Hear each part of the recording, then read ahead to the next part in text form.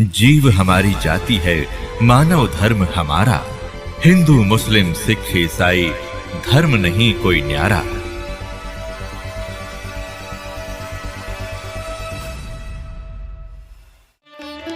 पवित्र श्रीमद् भागवत गीता, पवित्र चारों वेद, पवित्र कुरान शरीफ, पवित्र बाइबल, पवित्र गुरु ग्रंथ साहिब, पवित्र कबीर साहिब की वाणी में छुपे हुए गूढ़ रहस्य अर्थात तत्व को जानने के लिए कृपया अवश्य सुनिए जगत गुरु तत्वदर्शी संत रामपाल जी महाराज के मंगल प्रवचन।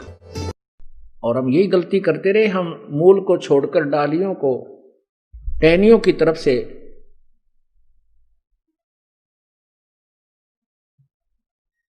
आम के पौधे को बीज बैठे, हमने उल्टा पौधा लगा दिया। ये देखिएगा,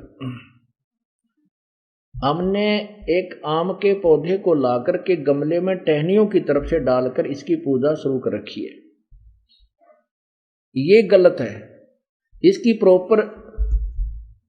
इसका जो प्रॉपर वे है प्लांटिंग का, ये है जड़ को मिट्टी में दबाओ, लगाओ और जड़ की सिंचाई करो। जड़ से खुराक चलेगी तना में, तना से मोटी डार में, डार से इन शाखाओं में। ब्रह्मा विष्णु महेश शाखा है। गीता जी अध्याय नंबर 15 के श्लोक नंबर 1 और 2, 3 और 4 में लिखा है कि ऊपर को जड़ वाला जो पूर्ण परमात्मा तो इसकी जड़ है, और नीचे को तीनों गुण रूपी रजगुण ब्रह्मा, सतगुण विष्णु, तमगुण शिव जी रूपी शाखा वाला ये उल्टा लटका हुआ संसार रूपी वृक्ष है। और जो संत इसके पूरे विभाग बता देगा, स वेदवित, वो तत्वदर्शी संत है। तो कबीर परमेश्वर ने स्वयं आकर बताया अपने रची हुई सृष्टि को कि अक्षर पुरुष एक पेड़ है, निरंजन वा की डार और तीनों देवा शाखा है, ये पात रूप संसार। तो दास जी कहता है कि जैसे आप पूजा कर रहे हो ये गलत कर रहे हो, ऐसी पूजा गलत है, ऐसे प्लांटिंग गलत है आपकी, ऐसे पौधा नहीं लगाना चाहिए। भक्ति रूपी पौधा हमने ऐसे लगाना चाहिए। और इस यहां सिंचाई करेंगे तो खुराक यहाँ इन ब्रह्मा विष्णु महेश रूपी टहनियों को प्राप्त होगी। ये पेड़ बड़ा होगा, बड़ा होकर के इन्हीं टहनियों को रजगुण ब्रह्मा, सतगुण विष्णु, तमगुण शिव जी रूपी इन टहनियों के फल लगेंगे। ये हमें बिना मांगे फल देंगे, क्योंकि हम सिंचाई मूल की कर रहे हैं। अब जैसे हम कोई किसी फैक्ट्री के मालिक की नौकरी कर रहे हैं, हम अपनी दिहाड़ी पूरी कर रहे हैं, तो वो तनख्वाह बनकर कलरक के पास आ जाएगी। कलरक हमें देगा, वो कैशियर देगा, लेकिन देगा वर्क डन, उसमें कोई चेंज वो कलरक नहीं कर सकता। दैट्स ऑल, इतनी समझो।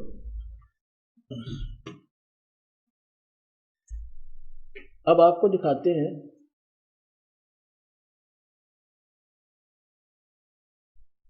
श्री देवी भाग पुराण के। पहले हम थोड़ा सा इसका मौखिक बताते हैं कि एक ब्रह्मांड के अंदर इस काल भगवान ने ऐसा षड्यंत्र रचा हुआ है, सुनियोजित, कि कोई भी इसके जाल को पहचान ना सके। इसकी पावर प्रबल है। ब्रह्मा विष्णु महेश 16 कला के भगवान हैं, ये 1000 कला का भगवान है। तो एक तो 16 हॉर्स पावर की मोटर और एक 1000 हॉर्स पावर की, तो बहुत अंतर हो जाता है, उससे काफी दब जाती है, वो उसके अधीन रहती है। तो ऐसे ही पूर्ण परमात्मा संख असंख्य कला का परमात्मा है, उसके सामने ये ज्योति निरंजन फीका पड़ जाता है। लेकिन अपने 21 ब्रह्मांडों में ये सर्वस्वा अपनी क्रिया करता है, सर्वस्वा कहलाता है। अब देखिएगा, अब देवी पुराण को आपको समझाएंगे। ये दास ने बहुत पहले चित्र बना दिए थे, देवी पुराण को बाद में पढ़ा और ज्यों का त्यों पाया, क्योंकि कबीर परमेश्वर ने अपने सवसम वेद में, 5वें वेद में, ये 18 पुराण, 11 उपनिषद, महाभारत, गीता, भागवत, चारों वेद, इनका निष्कर्ष, इनके सतर का ज्ञान और आगे का जो इनमें नहीं है उससे भी आगे का ज्ञान अपनी अमृतवाणी में बोला हुआ है। ये एक ब्रह्मांड है।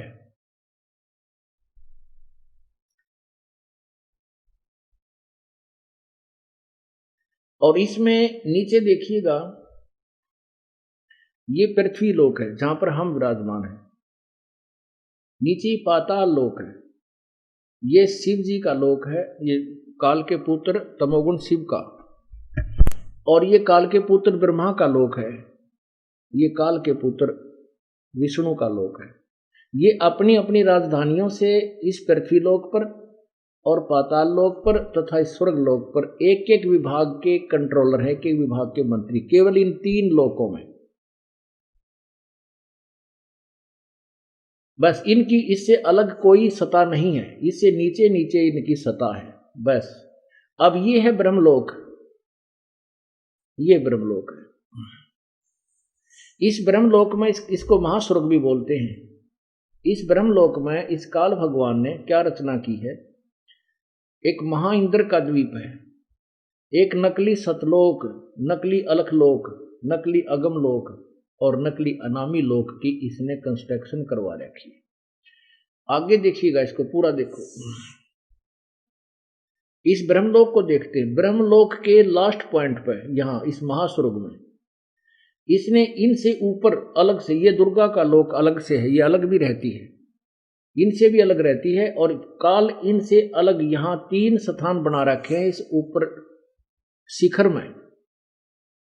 इस ब्रह्मांड के लास्ट एंड में इसने अलग से 3 स्थान बना रखे हैं। एक सतगुण प्रभावित, सतोगुण प्रभावित, एक तमोगुण प्रभावित, एक रजोगुण प्रभावित क्षेत्र। तो यहाँ इस दुर्गा को ये साथ ले लेता है, फिर इसको वापस छोड़ देता है। इस दुर्गा को इस रास्ते से ये अंदर ले लेता है और फिर इसको यहाँ अपनी पत्नी रूप में रखता है। जब ये रजोगुण प्रभावित क्षेत्र में, रजोगुण प्रधान क्षेत्र में ये दोनों होते हैं, तो इनके संयोग से जो पुत्र उत्पन्न होता है वो रजोगुण युक्त हो जाता है। उसका नाम ये ब्रह्मा रख देते हैं। फिर इनको अनकॉन्शियस कर देते हैं, अचेत कर देते हैं। में उसकी परवरिश जारी रखते हैं, बेहोश रखते हैं और उसको फल फूल आहार उनको खिलाते रहते हैं कोमा में। उसके बाद फिर ये सतोगुण प्रधान क्षेत्र है। इसमें यही काल विष्णु रूप धारण कर लेता है और दुर्गा को लक्ष्मी रूप में रखता है। और इस सतोगुण प्रधान क्षेत्र में ये काफी समय तक रहते हैं। यहाँ दोनों पति पत्नी व्यवहार करते हैं। उससे जो पुत्र उत्पन्न होता है वो सतोगुण युक्त हो जाता है, उसका नाम ये विष्णु रख देते हैं। फिर यहाँ एक तमोगुण प्रधान क्षेत्र है, इसमें ये शिव रूप धारण कर लेता है और दुर्गा को पार्वती रूप बना लेता है। फिर दोनों के संयोग से जो पुत्र उत्पन्न होता है वो इन्हीं का हम शकल बन जाता है और तमोगुण युक्त हो जाता है, उसका नाम ये रुद्र या शिव या महेश रख देते हैं। अब तीनों को अचेत कर देते हैं। फिर जब जवान हो जाते हैं तब इनको ये सचेत कर देते हैं। पुण्यात्मा ये बताया, अब आपको इस पवित्र सदग्रंथ में दिखाया जाएगा। अब पहले थोड़ा सा डिस्कशन आपको विवेचन दिया जाएगा कि ये सतोगुण प्रधान क्षेत्र क्या चीज होती है, रजोगुण क्या है, तमगुण क्या है, कैसे बनाता है। जैसे एक मकान में 3 कमरे होते हैं, एक मकान में 3 कमरे होते हैं मान लीजिए, तो उसमें एक में तो लगे हैं चित्र, अश्लील चित्र लगे हैं अर्धनगर स्त्री पुरुषों के। तो उसमें जब इंसान जाता है तो उसके अंदर रजोगुण अपने आप गंदे विचार उत्पन्न होने लग जाते हैं, बेहुदी बातें मन में अपने आप रहती हैं जब तक वो वहां रहता है और उन चित्रों पर दृष्टि रहती है। दूसरे कमरे में साधु संत फकीरों के, महापुरुषों के जो फोटो लगे हुए हों, उसमें जब ये मन जाता है अपने आप शांत हो जाता है, बहुत शांति मिलती है और उनके चरित्रों के ऊपर, उनके जीवनी के ऊपर उसके विचार चले जाते हैं, उसमें वो उस तरह का भाव बन जाता है। और एक में देश भक्तों के, शहीदों के लगे हों चित्र, उसमें जाति अपने आप खून खोलने लग जाता है और उसी तरह का भाव उसमें रहता है जब तक उनके देशभक्तों के और शहीदों के चित्र देखते हैं। ऐसे ही इस काल ने ये 3 स्थान बना रखे हैं। रजोगुण प्रधान में ऐसी चित्रकारी कर रखी है, सतोगुण प्रधान क्षेत्र में ऐसी और तमोगुण में ऐसी। जब ये वहां रहते हैं तो इनका अपना स्वभाव भी वैसा ही रहता है, जिस कारण से उसी गुण से युक्त एक पुत्र उत्पन्न हो जाता है। उसको रजोगुण प्रभावित क्षेत्र में उत्पन्न, प्रधान क्षेत्र में उत्पन्न हुए पुत्र को रजोगुण युक्त हो जाता है तो उसका नाम ये ब्रह्मा रख देते हैं। और सतोगुण प्रधान क्षेत्र में रहते हुए जो पुत्र की उत्पत्ति होती है वो सतोगुण युक्त हो जाता है, उसका नाम विष्णु रख देते हैं। और तमोगुण प्रधान क्षेत्र में ये दोनों रहते हैं, वहां जो पुत्र उत्पन्न होता है उसका नाम ये शिव तमोगुण युक्त शिव बना देते हैं, उसका नाम शिव रख देते हैं। फिर इन तीनों को एक एक ड्यूटी लगा देता, क्योंकि काल को 1,00,000 मानव शरीरधारी प्राणी जीव आहार करने का, सूक्ष्म शरीर से गंध निकाल कर तपस्या पर भूल कर ये उनको खाता है, ये श्राप लगा हुआ है। उसके लिए इसने तीनों पुत्रों को ये ड्यूटी दे रखी है। जीवों को जबरदस्ती ये जो ऐसे संतान उत्पत्ति करनी पड़ती है, क्योंकि ऐसा प्रभाव, ऐसा दबाव भर दिया इस काल ने। जीव के बस की बात नहीं है कि ना ऐसा करे।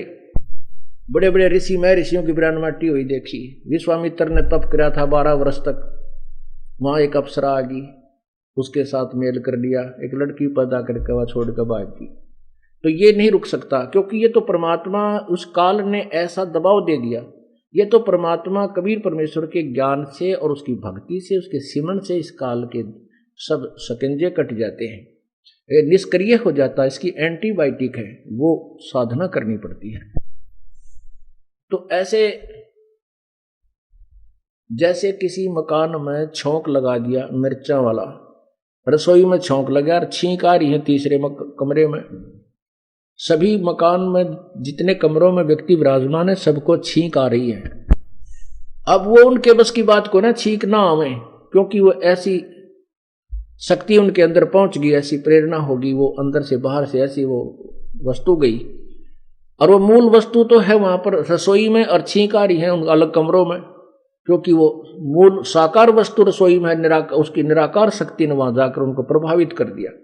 ऐसे ये भगवान तीनों अपने अपने गुण युक्त हैं, अपने अपनी राजधानी में रहते हैं। इनसे निकल रही ये जो रेंज है, इसकी जो शक्ति है, ये हमें प्रभावित कर रही है। ये जीव के बस का नहीं है कि छो ना उठे या अपने आप में मोह ना होए। ये तो परमात्मा के ज्ञान से और भक्ति विधान से, इससे ये फिर अपने आप नॉर्मल हो जाएगा कि दबाव हमारे पर नहीं दे पाएगा। अब आपको इसका प्रमाण श्री देवी पुराण अर्थात दुर्गा पुराण में देते हैं। ये देखिएगा, ये श्रीमद् देवी पुराण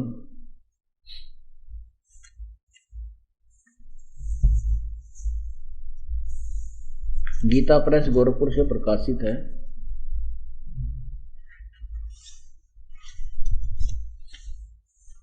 संक्षिप्त श्रीमद् देवी भागवत, प्रकाशक हैं हनुमान प्रसाद पोदार चिमनलाल गोस्वामी। और ये कहाँ से मुद्रित है?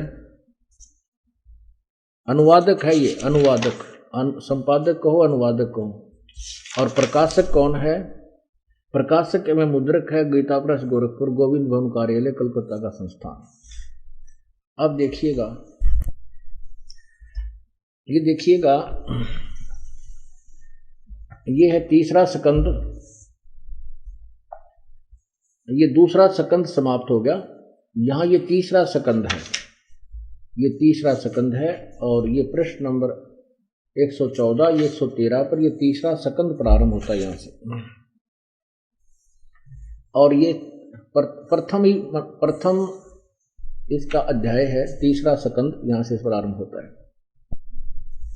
जन्मेजय जो पांडवों का पोता था, परीक्षित का पुत्र, उस जन्मेजय पूछ रहा है व्यास जी से, और व्यास जी उत्तर दे रहे हैं।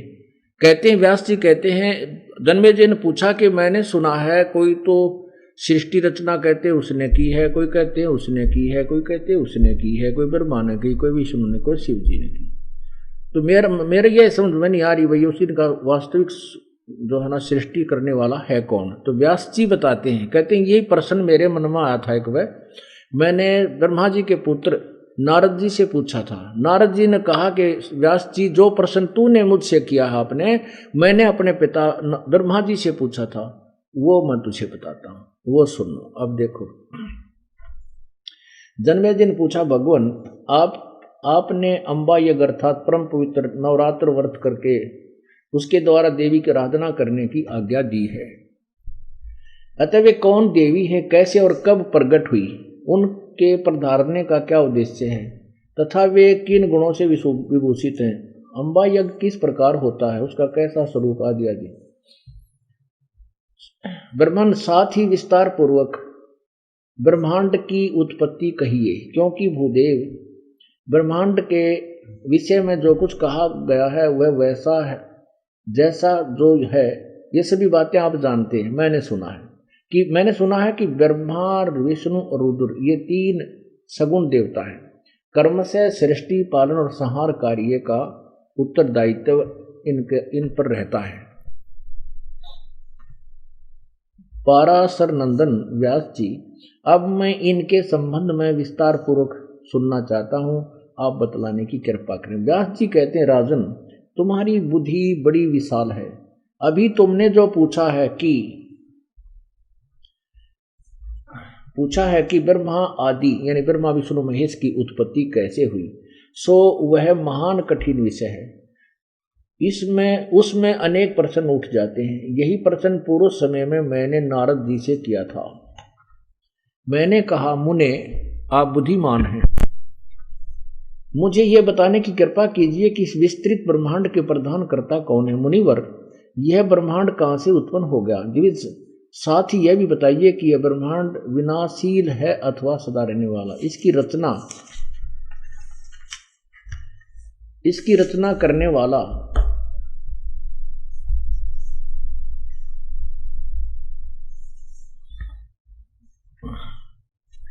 कोई एक है अथवा बहुत से इसके रचयिता हैं। कर्ता के अभाव में कार्य होना असंभव है। यह प्रश्न मेरे मन में उठा करता है। कुछ लोग भगवान शंकर को परम कल्याण मानकर जगत का रचयिता बतलाते हैं। वे कहते हैं कि देवादिदेव भगवान शंकर अविनाशी पुरुष हैं, उनका कभी जन्म और मरण नहीं होता। वे आत्मा में रमण करने वाले देवताओं पर भी उनका शासन बना रहता है। तीनों गुण रहते हुए भी उनमें से निर्लिप्त रहते हैं। वे संसार रूपी सागर के से उद्धार करने के लिए सदा तत्पर रहते हैं। अतः वे ही सृष्टि, स्थिति और संहार के अधिकार हैं। कई लोग भगवान विष्णु की प्रशंसा किया करते हैं। वे शक्तिशाली पुरुष, अव्यक्त, अखिल ऐश्वर्य के संपन्न परब्रह्म परमात्मा है। उनकी कृपा से भक्ति मुक्ति दोनों सुलभ हो जाती हैं। वे शांत स्वरूप आदि, उनका ये आदि कहा उसने। कुछ दूसरे लोग ब्रह्मा जी को सृष्टि प्रधान कारण बतलाते हैं।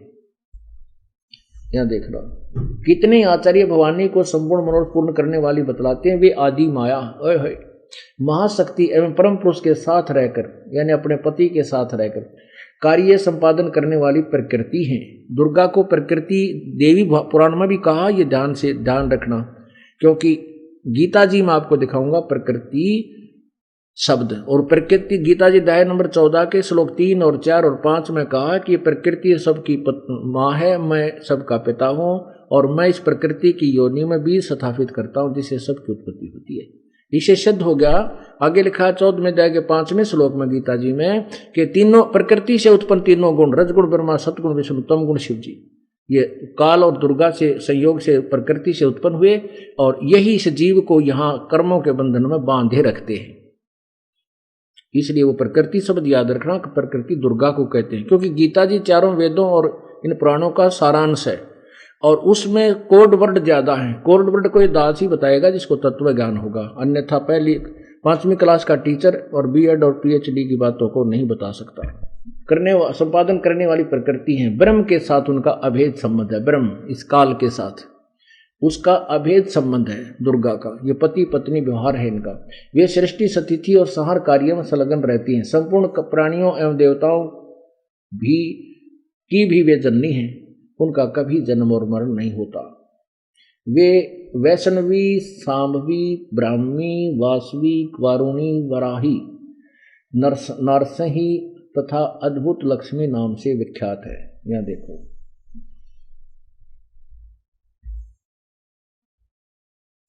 अब हम इसको आपको सुनाते हैं। 115 पृष्ठ पे नारद जी ने फिर कहा, ये सारी बात सुनकर नारद जी कहते हैं, व्यास जी प्राचीन समय की बात है,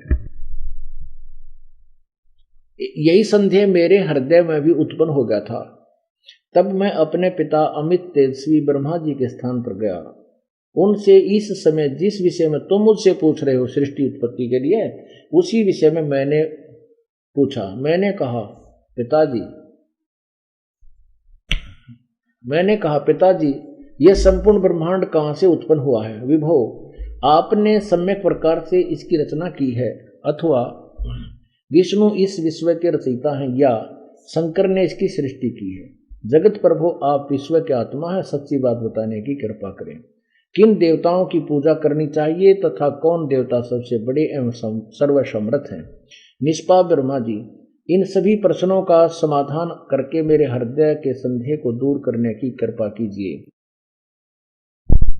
देवती नंदन व्यास जी, इस प्रकार मेरे प्रश्न करने पर लोक पितामह ब्रह्मा जी मुझसे कहने लगे। ब्रह्मा जी ने कहा, बेटा मैं इस प्रश्न का क्या उत्तर दूं?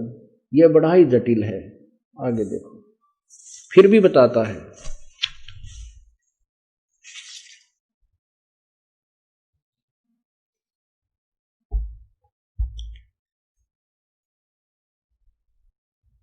बड़ा ही जटिल है।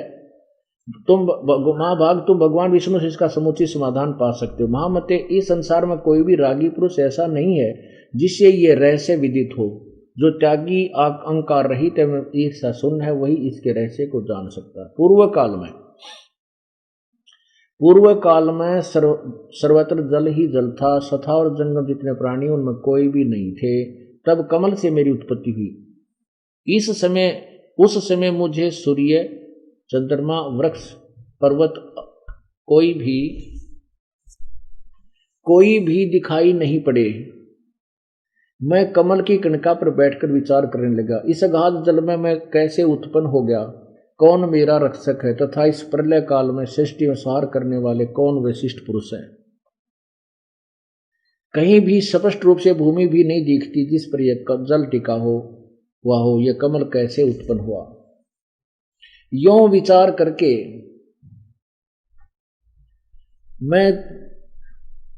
मैं जल में उतरा। 1000 वर्ष तक पृथ्वी का अन्वेषण करता रहा। इस पर भी मुझे उस जल का कहीं और छोर नहीं मिला। इतने में आकाशवाणी हुई, तप करो तप करो। तब मैंने तपस्या आरंभ की। कमल पर बैठे ही 1000 वर्षों तक मैं तप करता रहा। फिर उसी समय सृष्टि करो ऐसी आकाशवाणी सुनाई पड़ी। उसे सुनकर मैं बड़े आश्चर्य में पड़ गया। सोचा, मैं किसकी सृष्टि करूं अथवा मेरा क्या कर्तव्य है? उसी समय मधु और कैटब नाम के 2 भयंकर दानव सामने आ गए। वे उस महावर्ण में मुझसे युद्ध करने की इच्छा प्रकट करने लगे। मैं उनसे भयभीत हो उठा। तब कमल का डंठल पकड़कर जल में उतरा। वहां मुझे एक परम अद्भुत पुरुष के दर्शन मिले। उनका श्री विग्रह मेघ के समान श्याम था। वे पीतांबर पहने थे, 4 भुजाएं थी, शेषनाग की सैया पर सोए थे। उन जगत प्रभु के गले को वनमाला सुशोभित कर रही थी। शंख चक्र गदा पद्म इन 4 आयुधों से यानी हथियारों से अनुपम शोभा पा रहे थे। ऐसे शेष ही भगवान विष्णु का मुझे दर्शन हुआ। वे योग निद्रा के वशीभूत होकर गाढ़ी नींद में सोए हुए थे। उनकी सारी चेष्टाएं शांत थी। नारद जी शेषनाग की सैया पर सोए हुए उन प्रभु को देखकर मेरा मन चिंतित हो उठा। इतने में भगवती योग निद्रा याद आ गई। मैंने उनका सत्वन किया। तब वे कल्याणमयी भगवती श्री विष्णु के विग्रह से यानी शरीर से निकलकर अचिंत रूप धारण करके आकाश में विराजमान हो गई। दिव्य आभूषण उनकी छवि बढ़ा रहे थे। जब योग निद्रा भगवान विष्णु के शरीर से अलग हो गई, यानी वो दुर्गा इसके अंदर भूतनी की तरफ प्रवेश करके बेहोश कर रही थी, वो निकल गई। जब योग निद्रा विष्णु के शरीर से बाहर होकर आकाश में विराजने लगी, तब तुरंत श्रीहरि बैठ उठे। उन्होंने मधु और कैटब के साथ देखो, तब वे कल्याणमयी भगवती विष्णु के विग्रह यानी शरीर से निकलकर अचिंत रूप धारण करके आकाश में विराजमान होगी। दिव्य आभूषण उनकी छवि बढ़ा रहे थे, यानी सर्वाभूषणों युक्त ये दुर्गा थी जो विष्णु के शरीर से निकली, वो भूतनी की तरह प्रवेश होगी थी। जब योग निद्रा भगवान विष्णु के शरीर से अलग होकर आकाश में विराजने लगी, तब तुरंत श्रीहरि बैठ उठे। उन्होंने मधु और कैटब के साथ 5000 वर्ष तक घमासान लड़ाई की। तब वे मरे। पहले देवी के कटाक्ष से मधु और कैटब मोहित हो गए थे। इसके बाद भगवान विष्णु ने गोद में लौटाकर उन्हें वहीं प्राणों से रहित कर दिया। अब वहां मैं और भगवान विष्णु 2 थे। वहीं रुद्र भी प्रकट हो गए। अब ये तीनों हो गए। हम तीनों को भगवती आध्या शक्ति के दर्शन हुए, दुर्गा के दर्शन हुए। उन्हें देखकर मनमुग्ध हो गया। हमने उनकी उत्तम स्तुति की। तब वे आदि शक्ति हम लोगों से कहने लगी। देवी ने कहा, ब्रह्मा विष्णु और महेश्वर ये देखो रुद्र को महेश्वर भी कहा है इन्होंने। ब्रह्मा विष्णु महेश्वर, तुम भली भांति सावधान होकर अपने अपने कार्यों में संलग्न हो जाओ। सृष्टि स्थिति और संहार ये तुम्हारे कार्य है। ब्रह्मा जी कहते हैं भगवती अध्याशक्ति की वह वाणी बड़ी ही मधुर थी, वह वाणी बड़ी मधुर एवं सुंदर सुखप्रद थी। हमने वह स्पष्ट सुनी। हम लोगों ने उनसे कहा, माता हम किस प्रकार इन प्रजाओं के सर्जन आदि कार्य करने में सफल हों। विस्तृत भूमि का अभाव है, सभी स्थान जलमग्न है। हमारी बात सुनकर उन कल्याण स्वरूपणी भगवती का मुखमंडल मुस्कान से भर गया। इतने में एक सुंदर विमान आकाश से उतरा। तब उन देवी ने हमें आज्ञा दी, देवताओं, ब्रह्मा विष्णु महेश ये देवताओं में आते हैं, निर्भीक होकर इच्छा पूर्वक इस विमान में प्रवेश कर जाओ। ब्रह्मा विष्णु और रुद्र, आज मैं तुम्हें एक अद्भुत दृश्य दिखलाती हूँ। हमने भगवती की बात सुनकर उसे श्रोधार्य कर लिया। उस रतन जड़ित विमान पर चढ़कर हम लोग आराम से बैठ गए। पुण्यात्माओं, अपने सदग्रंथ आपको पढ़कर सुना रहा हूँ। अपनी तरफ से कोई एक अक्षर भी मेल मिलाप नहीं कर रहा हूँ, और ये सच्चाई है जो आज तक हम तक नहीं पहुंची। अब ये जनसाधारण तक जाएगी और विश्व में एक परम शांति होगी। पूरा विश्व केवल एक ही प्रभु की भक्ति करेगा, क्योंकि किसी भी मजहब धर्म को देख ले, सब कहते हैं कुल का मालिक एक है। और कुल का मालिक कौन है, उन्हीं के सदग्रंथों में लिखा भी है, उसका नाम भी लिखा है, उसका फोरम भी लिखा है, उसकी स्थिति भी लिखी है, उसका आकार भी लिखा, वो कैसा है, उसका नाम भी लिखा है, और वो कैसे मिलेगा ये भी वर्णन है। लेकिन प्रत्येक सदग्रंथों के मानने वाले, जैसे हिंदू हैं, वो अपने सदग्रंथों से अपरिचित हैं, क्योंकि उनके गुरुजन वर्तमान के उनसे परिचित नहीं है। ऐसे सिख धर्म के लोग अपने ही सिख गुरु ग्रंथ साहिब में क्या वर्णन है उससे अपरिचित हैं। ऐसे ही पवित्र बाइबल को मानने वाले ईसाई भी अपने ही पवित्र बाइबल के वास्तविक सार से, ग्रंथ से, उसमें क्या संकेत है उससे अपरिचित है। ऐसे ही कुरान शरीफ के मानने वाले पवित्र हिंदू मुसलमान धर्म के अनुयायी अपने ही कुरान शरीफ में क्या संकेत है, क्या निर्देश है, उससे भी अपरिचित है। अब ब्रह्मा विष्णु महेश तीनों अचेत थे। दुर्गा ने अपने अन्य रूप बना करके उनके अंदर प्रवेश होकर उनको बेहोश किया हुआ था। जब दुर्गा उस विष्णु के शरीर से निकली तो ब्रह्मा ने देखा कि वो सचेत हो गया और सामने दुर्गा खड़ी थी। वहीं पर इसको रुद्र यानी महेश को भी प्रकट कर दिया। ये तीनों इकट्ठे हो गए। जब उनको विमान में बिठाया तो विमान में बिठा करके ऊपर के लोक में, ब्रह्मलोक में इनको भेजा। इन्होंने वहां जाकर देखा कि एक ब्रह्मा और देखा। ओहो, जब और ब्रह्मा देखा कि काल बैठा था, वह ब्रह्मा रूप धारण किया, दुर्गा बैठी थी इसके साथ सावित्री रूप में। फिर दूसरे में गए तो देखा एक ये विष्णु रूप में विराजमान था और दुर्गा वहां पर लक्ष्मी रूप में विराजमान थी। तीसरे स्थान पर गए तो वहां ये शिव रूप में बैठा था काल, और दुर्गा रूप, पार्वती रूप में दुर्गा विराजमान थी। तो कहते हैं जब हमारा विमान वहां पहुंचा, एक और ब्रह्मा देखा तो विष्णु और शंकर मेरे से पूछने लगे। ब्रह्मा कहता है कि हे चतुरानन, ये दूसरा ब्रह्मा कौन है? तो मैंने कहा मुझे नहीं पता, मैं कौन हूं, ये ब्रह्मा कौन है, हम कहां से उत्पन्न हो गए।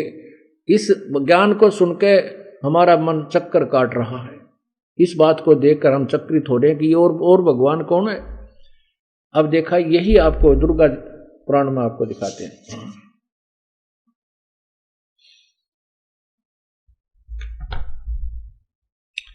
ये देखिएगा 117 पृष्ठ पे आ गए हम।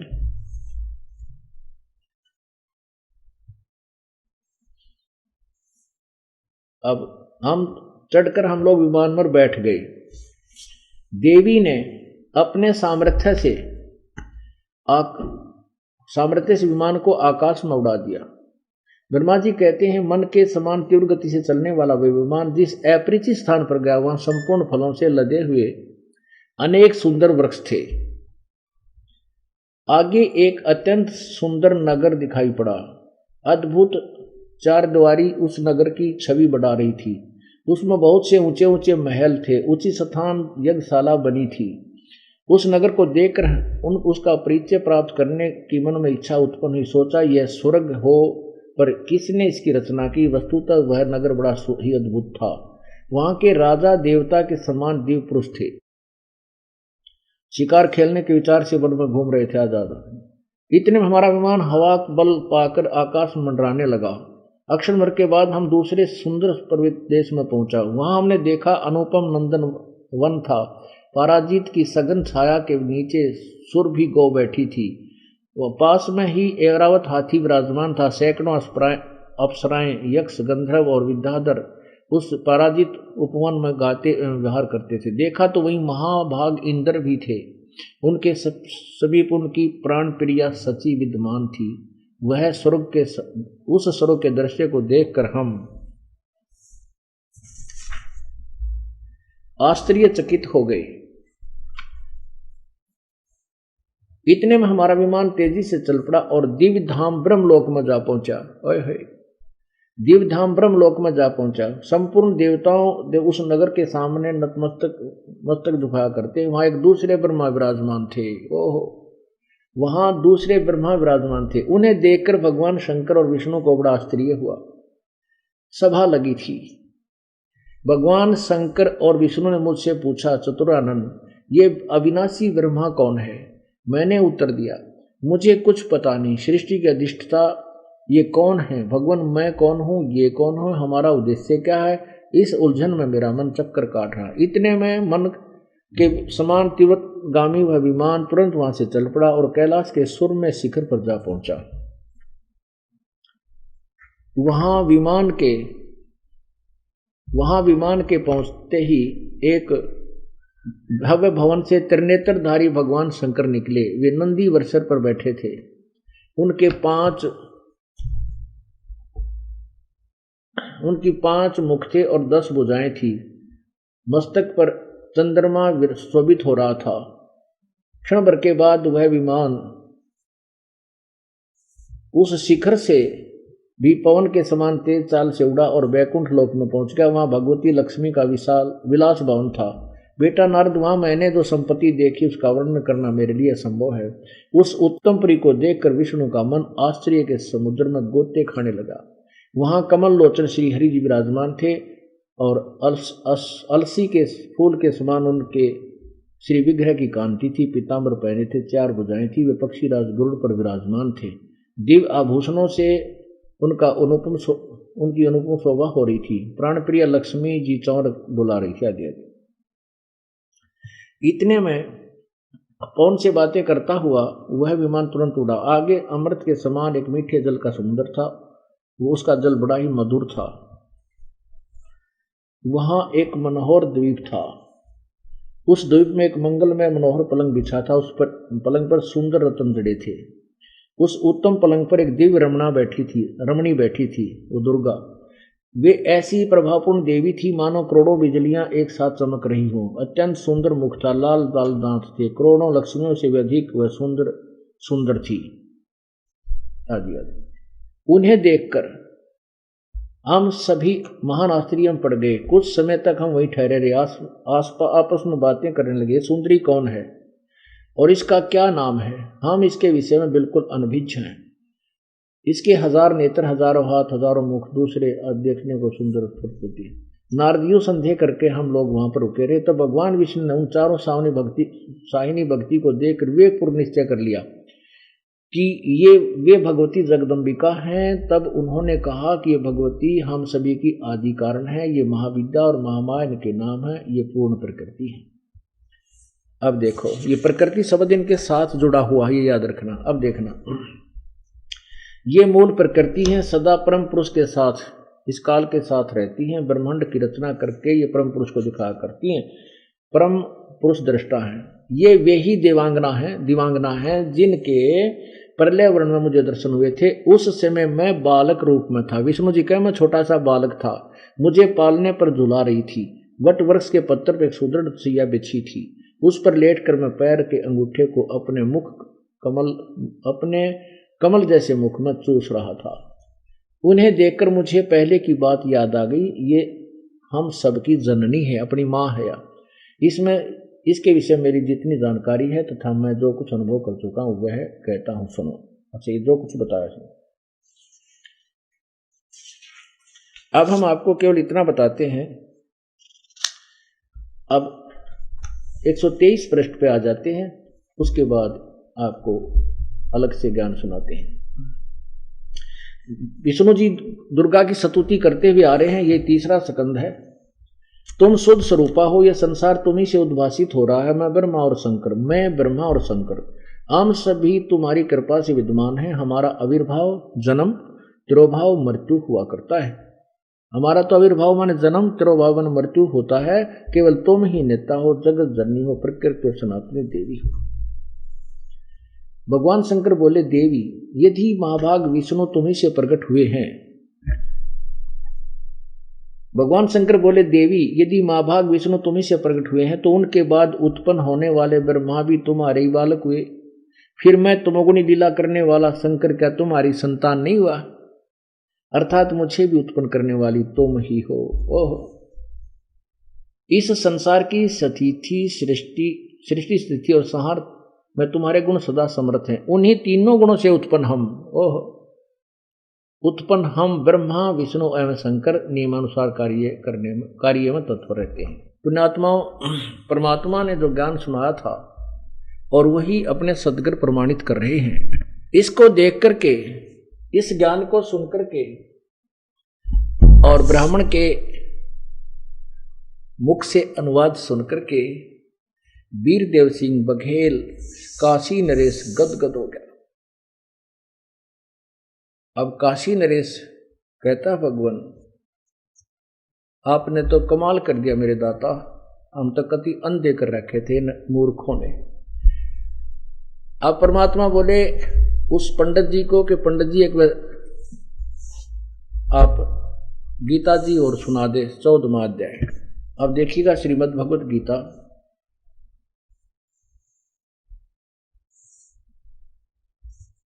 इसमें 14वां अध्याय आपको सुनाते हैं, 2-3 श्लोक।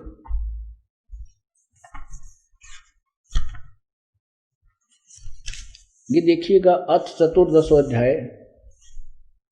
गीता ज्ञानदाता कहता है कि ज्ञानों में भी अति उत्तम उस परम ज्ञान को फिर कहूंगा जिसको जानकर सब मुनिजन संसार से मुक्त होकर परम सिद्धि को प्राप्त हो गए। कहता ऐसा ज्ञान सुना दूंगा कि फिर यहाँ नहीं रह सकता कोई, क्योंकि तत्व ज्ञान से पूर्ण ज्ञान होगा। इसने संकेत सा दिया है, वो जो इन ऋषियों का समझ में आया को ना। अब इसमें चौथे अध्याय के 34वें श्लोक में कहा कि पूर्ण परमात्मा के विषय में कोई तत्वदर्शी संत बताओगा। फिर उस ज्ञान को सुनकर कोई भी यहाँ नहीं रहेगा, सब मोक्ष हो जाएंगे। अब क्या बताते हैं, ये प्रथम श्लोक सुना आपने 14वें अध्याय का। अब तीसरा, चौथा और 5वां और सुनाता हूं।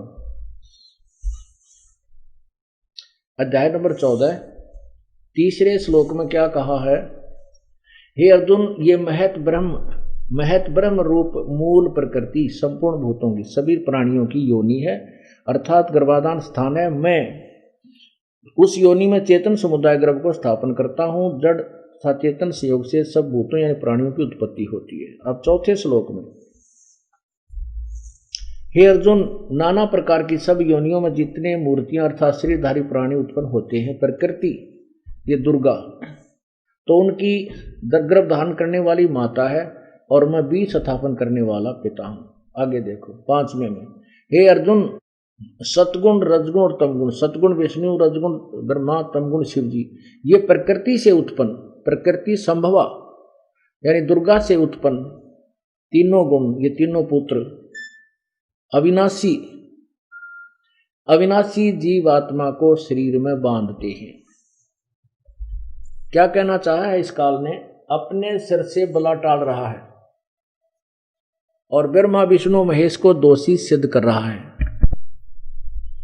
अब परमात्मा बताते हैं कि नहीं, अपने प्यारे आत्मा धर्मदास जी को कबीर परमेश्वर ने बताया कि धर्मदास ये सच्चाई है, और उस सृष्टि रचना को उन्होंने धर्मदास को सुनाया, ऐसे ही सभी महापुरुषों को सुनाकर अपनी शरण में लिया। तो क्या बताया परमेश्वर ने, अब वो सृष्टि रचना ये दास आपको परमेश्वर की वाणी में सुनाएगा, आपकी आत्मा गद गद हो जाएगी। अब ये तो सब सदग्रंथ आपने देखे। अब परमात्मा जो कि तो इसमें बता रहा है, आज से 600 वर्ष पहले, और उस परमेश्वर को निरक्षर यानी अविद्वान कहा जाता था कि वो तो अनपढ़ था, अशिक्षित था, वो क्या जाने सदग्रंथों के विषय में। उन्हें ये ना मेरा सदग्रंथ उससे का गुणगान कर रहे हैं। अब देखिएगा सृष्टि रचना, परमात्मा ने अपनी प्यारी आत्मा धर्मदास जी को बताया था, धर्मदास ये जग बोराना, कोई न जाने पद निर्वाणा। निर्वाणा पद यानी मोक्ष मार्ग, यथार्थ मोक्ष मार्ग से कोई परिचित नहीं है धर्मदास। यही कारण मैं कथा पसारा, जग से कहिए वो राम नियारा। यही ज्ञान जग जीव सुनावो, सब जीवों का भरम नसावो। यही ज्ञान सब जीवों को, संसार के सभी प्राणियों को सुनाओ और सबके इस भ्रम का निवारण करो जो भ्रमित हो रही हैं। अब मैं तुमसे कहूँ चिताई, त्रिदेवन की उत्पत्ति भाई। कुछ संक्षेप कहूँ गौराई, सब संशय तुमरे मिट जाई। भरम गए जग वेद पुराना, आदि राम का मर भेद न जाना। राम राम सब जगत बखाने, आदि राम कोई बिरला जाने। ज्ञानी सुने सो हृदय लगाई, मूर्ख सुने तो गम नहीं पाई। बुद्धिमान व्यक्ति तो सुनते ही हृदय से लगा लेंगे इस ज्ञान को, इस सृष्टि रचना को, इन प्रमाणों को देख करके। और मूर्ख हैं वह कहो झूठ बोला, झूठ बोला है। अरे आपके ग्रंथ पढ़ कर सुना रहा हूं, अब झूठ कौन बोला है? या तो तुम ग्रंथों को झूठ बता रहे हो, ये झूठे हैं। ज्ञानी सुने तो सो हृदय लगाई, मूर्ख सुने तो गम ना पाई। क्या बताना चाहते हैं कि जो मैं बताने चाह रहा हूं इस बात को मूर्ख तो समझेंगे नहीं, समझदार व्यक्ति तुरंत स्वीकार कर लेंगे। माँ अष्टंगी पिता निरंजन, ये जम दारुण वंशन अंजन। पहले कीन निरंजन राई, पीछे से माया उपजाई। पहले परमात्मा कबीर जी ने अंडे में इस ज्योति निरंजन की उत्पत्ति की। उसके बाद दुर्गा ने सबसे पहले स्वीकृति, उसके बाद हम सब की उत्पत्ति, परमात्मा ने हम सबको सतलोक में उत्पन्न किया अपने शब्द शक्ति थे। फिर दुर्गा ने सबसे पहले स्वीकृति दी थी काल के साथ आने की, इसको दुर्गा रूप दे दिया इस आत्मा को। और फिर हमारे को सब इसके अंदर जीव रूप परमात्मा ने डाल दिया, क्योंकि हमने भी प्रबल इच्छा व्यक्त की थी काल के साथ आने की।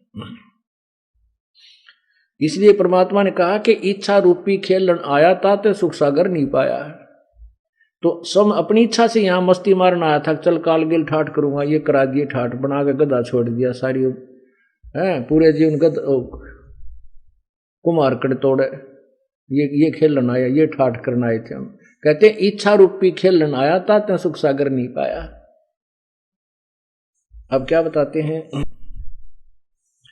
माँ अष्टंगी पिता निरंजन, ये जम दारुण वंशन अंजन। पहले कीन निरंजन राई, पीछे से माया उपजाई। माया रूप देख अति शोभा, देव निरंजन तन मन लोभा। दुर्गा के रूप को देख करके सुंदर लड़की के रूप में इस काल के अंदर दुर्भावना उत्पन्न हुई थी। इसने उस दुर्गा को आलिंगन बंद करके अभद्र व्यवहार करना चाहा था। लड़की ने छोटा रूप बनाकर इसके पेट में शरण ली, तब परमात्मा ने आकर के इसको श्राप दे दिया कि तू 1,00,000 मानव शरीरधारी प्रतिदिन खाएगा और आज से तेरा नाम काल होगा और निकल अपने 21 ब्रह्मांड लेकर यहाँ से चला जा। और इसके अंदर से इस दुर्गा को बाहर निकाला था।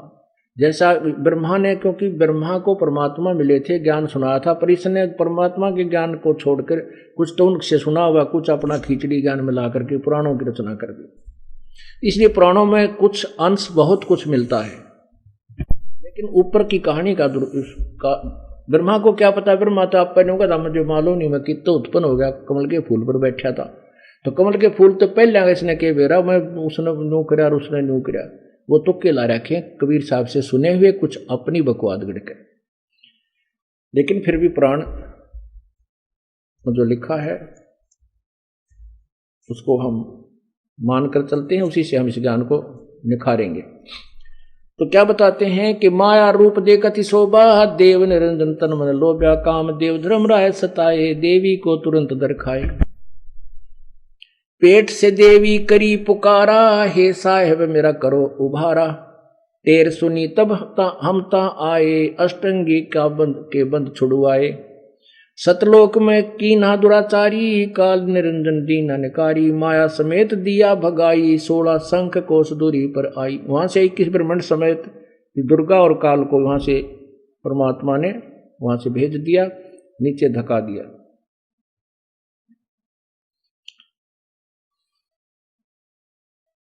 अष्टंगी और काल अब दोई, मंद कर्म से गए बिगोई।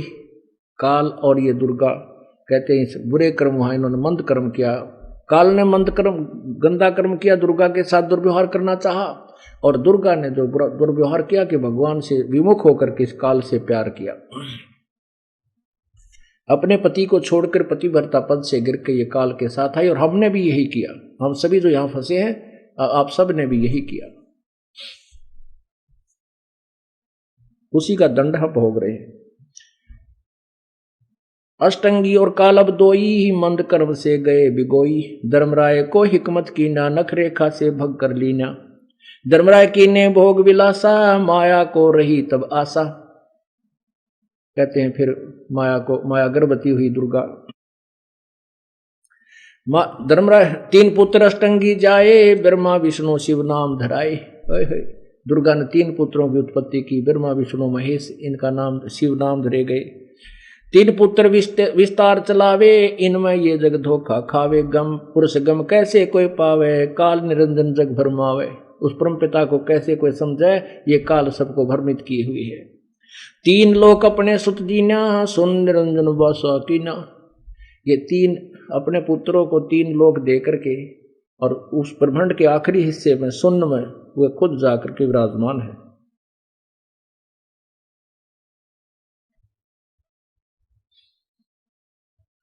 अलख निरंजन सुन ठिकाना, ब्रह्मा विष्णु शिव भेद न जाना। ब्रह्मा विष्णु भी नहीं समझ सके ये क्या कहानी है, ऊपर कौन ये और ब्रह्मा है, कौन विष्णु है, कौन शिव है। कहते हमारे समझ में नहीं आती ये क्या क्या चक्कर है।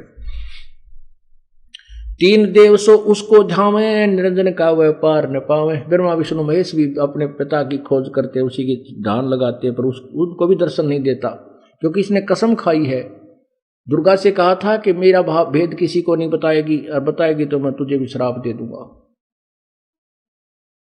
अब दुर्गा इस डर से उस काल का भेद नहीं बताती है, और इसने कसम खाई है कि मैं प्रतिज्ञा की है कि मैं कभी भी किसी के सामने अपने वास्तविक काल रूप में प्रकट नहीं होऊंगा। ये कभी ब्रह्मा रूप में, कभी विष्णु रूप में, कभी शिव रूप में ऐसे भ्रमित कर देता है। अलख 3 देव सो उसको ध्यावे, निरंजन का व्यापार न पावे। अलख निरंजन बड़ा बटपारा, 3 लोग जीव करे आहारा। 3 लोग के जीवों को खाता है। ब्रह्मा विष्णु शिव नहीं बचाए, सकल खाए पुनः धूर उड़ाए। ब्रह्मा विष्णु महेश की भी मृत्यु होगी, इनको भी ऐसे तपस्या पर भून कर अंत में खाएगा। तिनके सोते 3 देवा, अंदर जीव करते हैं सेवा। उसके 3 पुत्र हैं, ब्रह्मा विष्णु महेश, और ये ज्ञानहीन अंधे पुरुष भक्त इन्हीं की पूजा करते हैं। ये काल के पुत्र हैं, ब्रह्मा विष्णु महेश। अकाल पुरुष का हो नीचीना, काल पाए सभी गैलीना। ब्रह्म काल सकल जग जाने, आज ब्रह्म को ना पहचाने।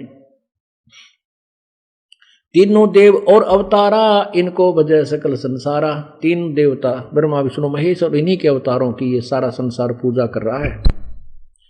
3 गुण का ये विस्तारा, धर्मदास में कहो पुकारा। पूरा वर्णन दे रहे हैं, 3 गुण भी बता रहे हैं, ब्रह्मा विष्णु महेश भी बता रहे हैं। 3 गुणों की भक्ति में ये भूल रहा संसार, कह कबीर निज नाम बिना कैसे उतरो पार।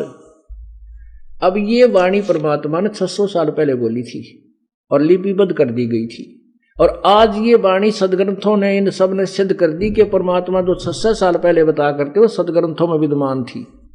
उसमें उन मंडलेश्वरों ने और वो अज्ञानी ऋषियों ने और मैं ऋषियों ने, मंडलेश्वरों ने परमात्मा को धिक्कार दिया, नकार दिया, हमारे हृदय में उनके प्रति नफरत पैदा कर दी कि वह शिक्षित है, झूठ बोलता है, ब्रह्मा विष्णु महेश को हे सिद्ध करना बताता, ये मुसलमान है।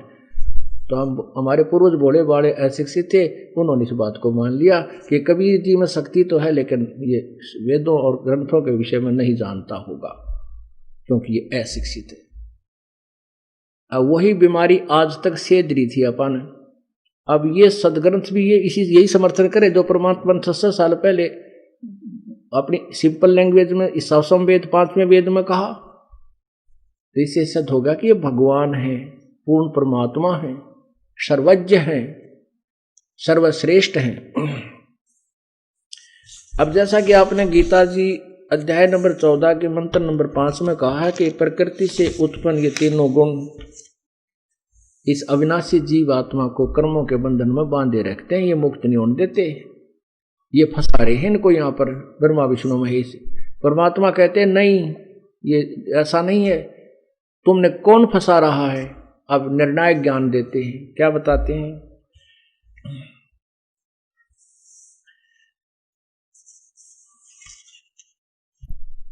ब्रह्मा विष्णु महेश्वर माया और धर्मराया कहिए। धर्मराया कहते इस काल को, ज्योति निरंजन को। इसने परमात्मा के सामने वचन किया था कि मैं सत्य का राज करूंगा। जो परमात्मा ने हम जीवों को इसको दिया, इससे ये कसम खुआई थी कि तू धर्म का सत्य का राज करेगा। मैं बोला जी मैं सत्य बिल्कुल जो जैसा कर्म करेगा वैसा ही फल दूंगा, मैं कसम खाता हूँ। इसलिए ये अपने आप को यहाँ का धर्मराज भी कहलाता है, मुख्य न्यायाधीश भी ये कहलाता है। जैसे हमारे हिंदुस्तान का राष्ट्रपति मुख्य न्यायाधीश, सुप्रीम न्यायाधीश भी है, सब न्यायाधीशों के ऊपर कमांडर, सबका न्यायाधीश भी है। ऐसे ही अपने क्षेत्र में धर्मराय यानी न्यायाधीश भी कहलाता है। इसलिए क्या बताते हैं कि तुमको ब्रह्मा विष्णु महेश दुर्गा और युकाल ये उलझा रहे हैं तुम्हारे को।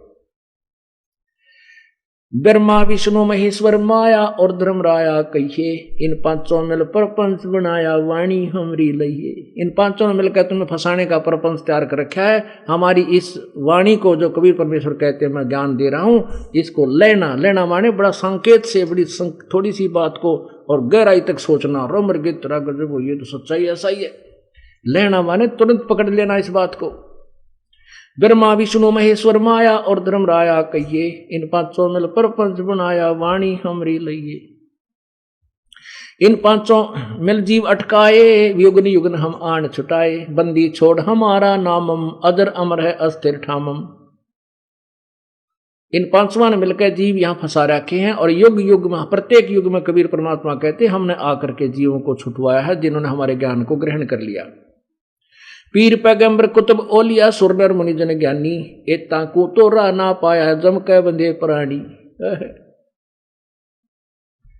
पीर पैगंबर और कुतुब ओलिया ये सुरनर मुनिजन ज्ञानी, सुर देवता, मुनिजन ये ऋषिजन और ये विद्वान ब्राह्मण, इन कहते ये मार्ग नहीं पाया, ये काल की ही डोर से बंधे हुए हैं। कबीर परमात्मा कहते हैं सुरनर मुनिजन 33 करोड़ी बंदे सभी निरंजन डोरी। ये 33 करोड़ देवता 88,000 ऋषि ब्रह्मा विष्णु महेश तक भी कहते इस काल की डोर का बंधे हुए, इनसे मुक्त नहीं है। ये तो हम इस सच्चे ज्ञान का उपदेश दे करके आपको सतनाम दे करके सार नाम दे करके काल के जाल से छुड़वाएंगे। इस ज्ञान को सुनकर वीरदेव सिंह बघेल ने प्रभु के चरण पकड़ दिए। अब वीरदेव सिंह बघेल अन्य ब्राह्मणों को कहता है कि तुम झूठ बोलते हैं, तो वो बगावत करने को तैयार हो जाते हैं। वीरदेव सिंह बघेल चुप हो जाता है, कहते तेरा राज ना गड़बड़ हो जाए। परमात्मा बोले अपना काम बना ले, तेरी कोई ना सुने, क्योंकि काल का जबरदस्त जाल है, ये अब ही काटना था परमात्मा ने, अब देखना। तो प्रभु का प्रथम उपदेश प्राप्त किया वीरदेव सिंह ने। आगे कथा फिर सुनाएंगे। अब आपको एक अनहोनी सुनाते हैं। हमारे एक भक्त हैं, ये पहले कबीर पंथी थे, उस नकली कबीर पंथ में लगे हुए थे। भक्त पुरुषोत्तम दास और वो बेटी डिम्पल इधर आए, एक बार बुला लो उनको।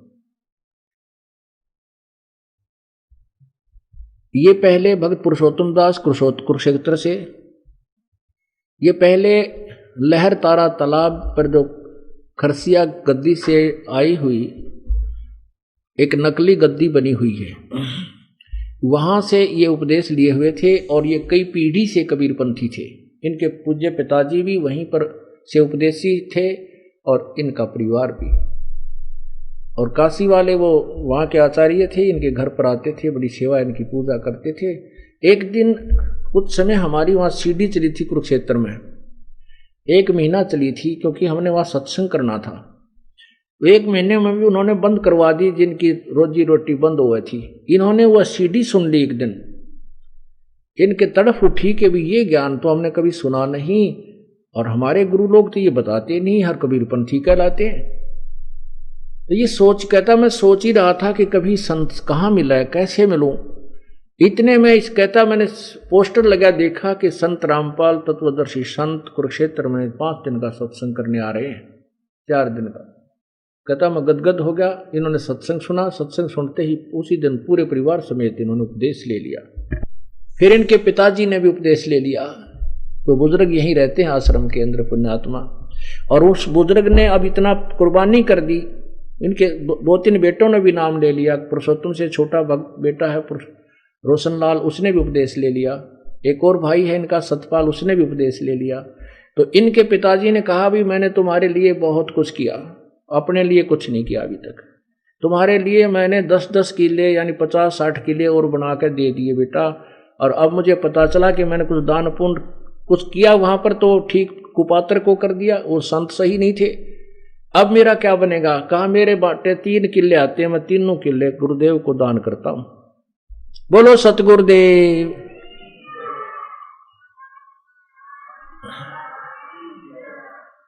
फिर उनके छोटे पुत्र रोशन लाल ने कहा पिताजी 7 मेरे हिस्से में आते हैं, वो 7 मैं भी गुरुदेव के नाम दान करता हूं। बोलो सतगुरुदेव।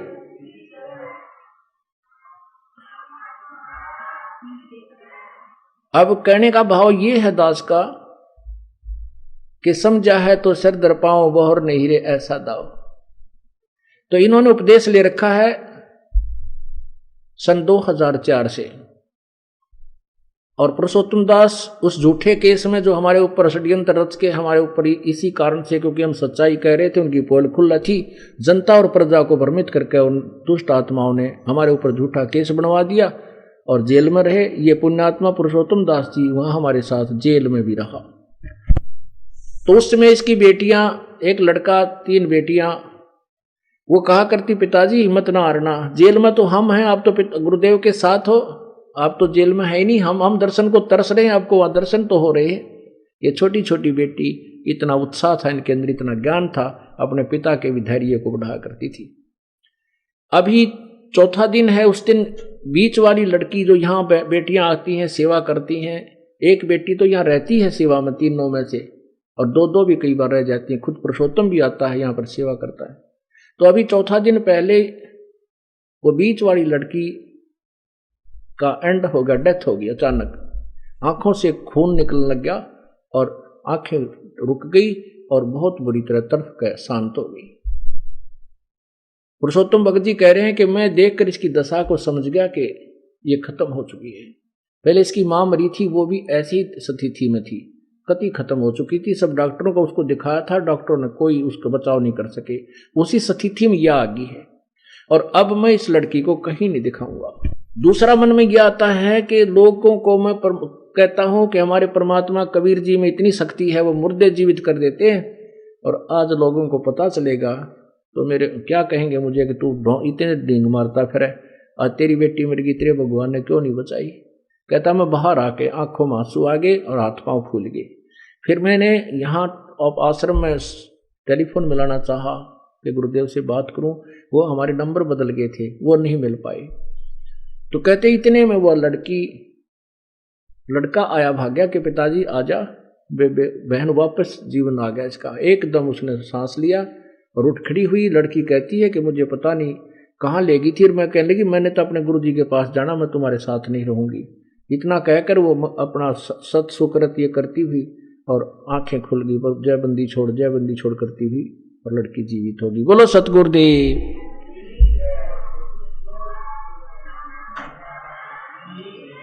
अब देखिए ये है भक्त पुरुषोत्तम दास, ये बेटी डिम्पल।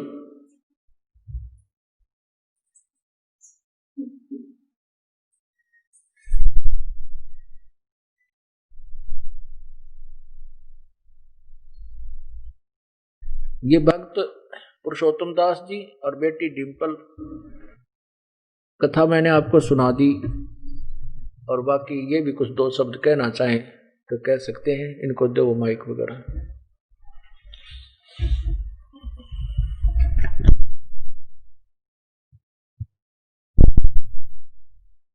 सतपुरुष बंदी छोड़ सतगुरु रामपाल जी महाराज, कोटि कोटि प्रणाम। आप कबीर परमेश्वर के अवतार इस रूप में आए हुए हैं। हम सभी आत्माओं की भलाई के लिए दिन रात मेहनत कर रहे हैं, लेकिन हमारे को ये जोग स्वरूपी ये मन हमारे को फिर भी मानने नहीं देता। सतगुरु आपने ये जो अभी बात सुनाई ये बिल्कुल सत्य है। मैंने तो आज छोड़ दी थी कि ये लड़की अब जा चुकी है, अब तो सतगुरु ही इसको बचा सकते हैं। तो सतगुरु मैंने हृदय से प्रार्थना करी, परमात्मा आपसे विश्वास कम हो जाएगा लोगों का, आप दया करो। तो सतगुरु आपने इसको 5 मिनट के अंदर दोबारा फिर जिंदा कर दिया। देव की जय। बंदी छोड़ सतगुरु रामपाल जी महाराज की जय। बोलो बंदी छोड़ कबीर परमेश्वर जी की जय। सत साहिब। हाँ,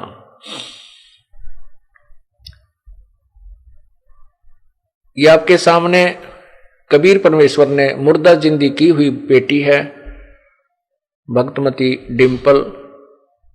पुण्यात्माओं, हम सुना करते पहले कि कभी सतयुग आदि में भगवान के कोई ऐसी कहानी सुना करते थे। आज यहाँ पर लाखों की संख्या में ऐसे प्रमाण हैं जिनके जीवन एक्सटेंस कर रखे परमात्मा ने, क्योंकि परमात्मा पूर्ण ब्रह्म ये सतपुरुष है। कहते मासा घटे ना तिल बदय विद ना लिखे जो लेख, और साचा सतगुर मेट कर ऊपर मार दे मेघ। ऋग्वेद मंडल नंबर 10 सूक्त नंबर 161 के मंत्र नंबर 2 में लिखा है कि परमात्मा अपने उपासक के, पूर्ण परमात्मा सतपुरुष कबीर जी अपने उपासक के समाप्त हो चुकी हो, यदि वो मृत्यु को प्राप्त हो चुका है, परलोक भी चला गया है, तो भी उसको वहां से छुड़वा करके वापस 100 वर्ष का जीवन दे देता है। बोलो सतगुरुदेव जय। तो वो वही प्रमाण, वही जो सदग्रंथ हमारे प्रमाणित करते हैं, वो आज सत्य कथाएं हमारे सामने कबीर परमेश्वर दोहरा रहा है। बोलो सतगुरुदेव। अब जो सारनाम प्राप्त करने के लिए आए हुए हैं पुण्यात्मा, सारनाम प्राप्त करना कोई बालकों का खेल मत समझना। ये तो ऋषि महर्षि और पहले बहुत कुछ चले गए जिन्होंने बहुत बहुत साधनाएं की, जीवन भी पूरे गाड़ दिए। सारनाम प्राप्त उन्हीं को होगा जिनके हृदय में धैर्य होगा, सच्ची लगन होगी, और ये दास देख लेगा भक्ति के योग्य होगे हो। अन्यथा कच्चे फोड़े पर डॉक्टर चीरा नहीं देता। मरीज तो कहता है जी कर दे दो चीरा, देना तो है ही आपने, कर दे दो चीरा, मैं बहुत दुखी हो रहा हूं। लेकिन वो कहता रहता कल आना भाई, 2 दिन पीछे आना, ये गोली खा। उस फोड़े को पक जाने के बाद वो चीरा देता ताकि ये बीमारी बढ़ ना जा। इसलिए पुण्यात्माओं, जब तक आप योग्य नहीं हो चुके होगे, ये दास आपको सारनाम नहीं देगा, चाहे 100 बार आना पड़े। और जो इसी परमात्मा के पाने के लिए तो राजाओं ने राज त्याग दिए, और मीराबाई ने अपना शरीर सौंप दिया था कि मारो चाहे काटो, में भगवान से दूर नहीं हो सकती, तभी उनको भगवान मिला करते हैं। ऐसे ही जैसे क्या है, सतनाम जो है ये श्वास उश्वास से जाप होता है। ये समझो हमने जल प्राप्त करना है नीचे से, जमीन से, तो उसमें बोकी मारी जाती है और साथ में पाइप उतारी जाती है। सतनाम काम करेगा, पानी तक वो उस पाइप को पहुंचा देगा। और सारनाम क्या करेगा, जैसे हमने हैंडपंप लगाना है, सारनाम फिर वो हैंडपंप के ऊपर की मशीन होती है, वो मशीन फिर ऐसे लगाएंगे तो वो पानी को बाहर निकालेगी, वो भगवान मिलावेगी। सारनाम परमात्मा मिलाओगा। लेकिन जब तक पानी तक नहीं पहुंचेगा तो उसके बोकी लगवाता ही रहेगा मिस्त्री के। अभी वो जो लगवाता है हैंडपंप, मालिक तो कहता बांध देन मशीन इस पर जल्दी ही, वो कई दिन ला दिए आपने, तो काफी समय लग गया, तो वो नहीं बांधेगा, क्योंकि वो जब तक वह पूरा स्थान देख नहीं लेगा यहाँ जल आ गया है, वहां जाकर छोड़ देगा, फिर वो मशीन बांधेगा। यदि वैसे मशीन बांध दी तो फिर उसने हलाए जाइयो पानी आवे को नहीं। ऐसे ये दास आपको सारनाम उस टाइम देगा जब आपकी भक्ति परिपक्व हो चुकी होगी, ताकि सारनाम देते ही आपको वो लाभ प्राप्त हो सके। हैंडपंप की मशीन जब बन दी जाएगी। बोलो सतगुरुदेव सत साहिब।